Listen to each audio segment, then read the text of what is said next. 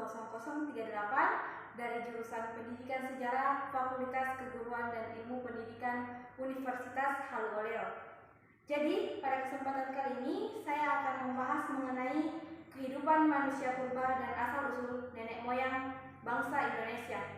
Dalam pertemuan kali ini kita akan meraih kompetensi dasar. Kompetensi dasar yang pertama yaitu 3.3 menganalisis kehidupan manusia purba dan asal-usul nenek moyang bangsa Indonesia melalui Melanozoik, Proto, dan Deuteromelayu.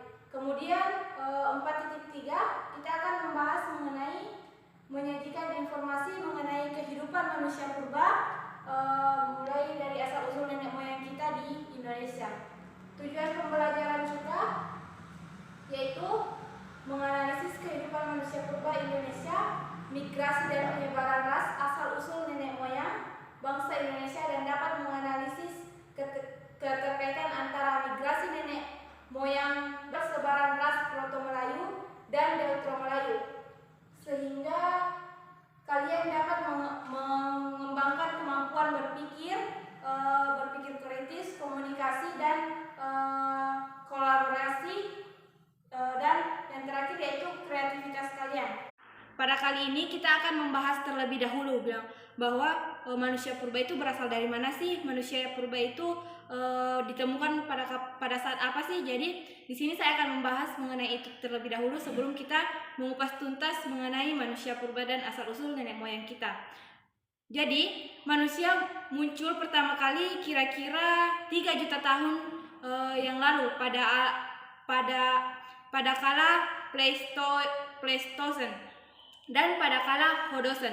Nah, di sini manusia purba telah berkembang lebih sempurna dengan munculnya jenis Homo sapiens.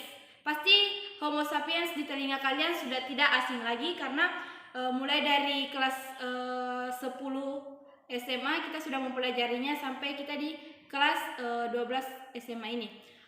Ada banyak teori yang membahas mengenai munculnya makhluk hidup seperti teori Harold Urey dan yang paling populer, yang paling diminati oleh banyak orang yaitu teori Charles Darwin, di mana teori ini yang penuh kontroversi sehingga melahirkan teori kreasionisme di peradaban dunia ini. Kemudian kita akan membahas mengenai masyarakat praaksara, di mana masyarakat praaksara itu hidup secara sederhana. Mereka masih bergantung pada pemberian alam sekitar. Misalkan dalam perkembangannya masyarakat ini pada masa praaksara itu mulai berkreasi, menciptakan benda-benda yang dapat membantu mereka dalam mempertahankan hidup. Misalkan pada masa praaksara itu masa sebelum adanya tulisan. Jadi mereka itu masih menggunakan alam sekitar untuk bertahan hidup. Misalkan dia mencari makanan secara nomaden, di mana nomaden itu berarti berpindah-pindah. Jika misalkan mereka sudah mencari di bagian barat, kemudian stok makanan di sana sudah habis, maka dia akan cari tempat makanan yang baru lagi, seperti itu. Kemudian praaksara ini corak kehidupan masyarakat dibagi menjadi 3, yaitu yang pertama nomaden yang seperti saya bahas tadi, kemudian semi sedenter, kemudian yang terakhir yaitu permanen. Sementara itu berdasarkan tingkatan pola kehidupan para ahli membagi masa praaksara menjadi 3 bagian, yaitu masa berburu, masa mengumpulkan makanan dan bercocok tanam, serta masa perundagian. Kurun waktu masa praaksara adalah sejak adanya manusia sampai mereka mengenal tulisan. Setiap bangsa mengalami masa praaksara dengan kurun waktu yang berbeda-beda. Mana pada zaman praaksara ini identik dengan mengumpulkan makanan atau dan berburu menggunakan alat-alat sederhana dari batu. Kemudian selain dari batu, biasanya manusia purba itu menggunakan tulang belulang maupun tanduk. Kemudian manusia pada zaman itu, saya kembali mengingatkan bahwa pada zaman itu manusia purba bergantung dengan keadaan iklim dan tumbuh-tumbuhan dalam memenuhi kebutuhan mereka. Kemudian kita akan membahas mengenai asal-usul nenek moyang bangsa Indonesia sebagai berikut.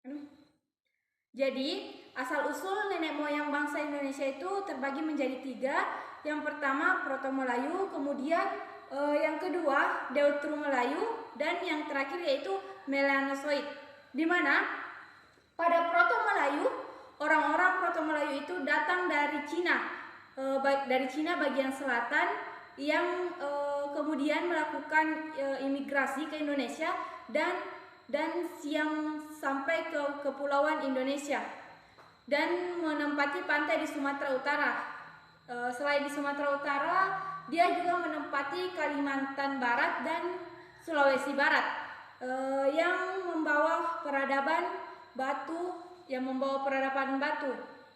Ciri-ciri khas Proto-Melayu yaitu memiliki rambut lurus, kulit berwarna kuning kecoklatan, dan mata yang sipit. Seperti yang kita ketahui bahwa dia berasal dari Cina. Jadi ciri-cirinya itu mempunyai mata sipit dan warna kulit yang berwarna kuning kecoklatan.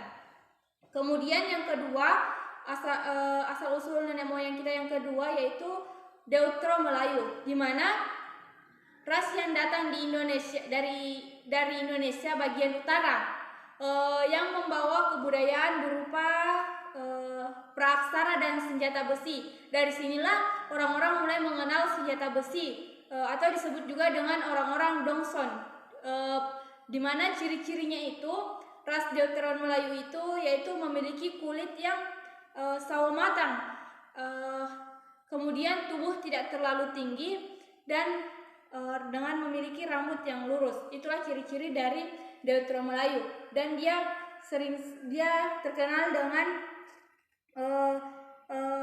senjata besi yang dia teroboskan pada saat itu. Kemudian asal usul nenek moyang kita yang terakhir yaitu Melanosoid, di mana ras ini tersebar di lautan Pasifik yang terletak di sebelah timur Papua.